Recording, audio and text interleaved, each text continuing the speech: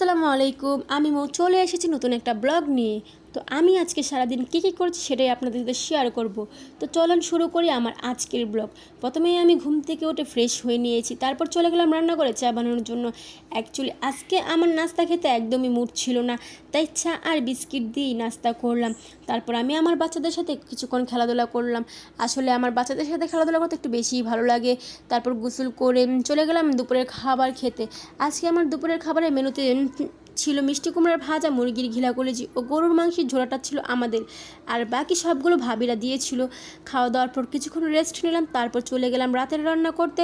তো আজকে আমার রাতের রান্নাতে ছিল সাদা পোলাও ও আস্ত মুরগির রোস্ট রান্নার জন্য প্রথমেই আমি কড়াইয়ে 1 কাপ তেল দিয়ে দিলাম।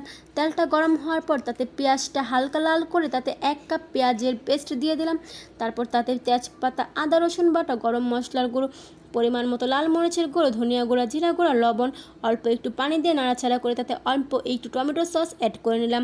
তারপর মশলাগুলো ভালো করে কষিয়ে নামিয়ে দিলাম। তারপর মুরগিগুলো ভেজে কষিয়ে রাখা মশলায় দিয়ে তাতে একটু পানি দিয়ে ঢেকে রাখলাম 5 মিনিটের মতো, যাতে মুরগিটা ভালো করে সেদ্ধ হয়ে যায়। মুরগিগুলো সেদ্ধ হয়ে গেলে কষিয়ে নামিয়ে নিলাম। ওদিক দিয়ে আমার পোলাওটাও হয়ে এসেছে। সো গাইস, আজকের এই পর্যন্তই। আবার দেখা হবে নেক্সট ভিডিওতে। ততক্ষণ ভালো থাকবেন, সুস্থ থাকবেন, আর আমার চ্যানেলটিতে একটি লাইক, শেয়ার ও সাবস্ক্রাইব করে দেবেন। আর কেমন লাগলো অবশ্যই কমেন্টস করে জানাবেন। আল্লাহ হাফেজ। আল্লাহ হাফিজ।